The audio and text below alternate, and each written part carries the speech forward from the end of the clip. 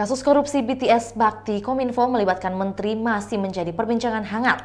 Tidak tanggung-tanggung, kasus mega korupsi itu melibatkan pucuk pimpinan yakni Menteri Kominfo Johnny G. Plate. Kini pihak Kejaksaan Agung masih terus mengusut kasus tersebut. Informasi terbaru, Kejagung menemukan bukti rekaman suara yang menguatkan penangkapan sang menteri.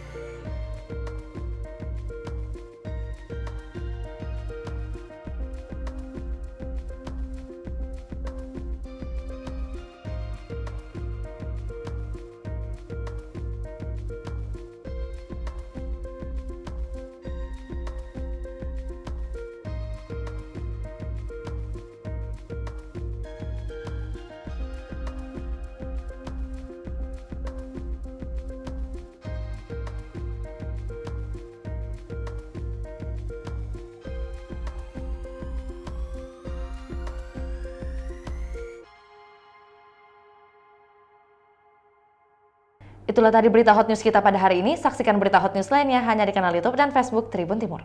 Terima kasih sudah nonton. Jangan lupa like, subscribe, dan share ya.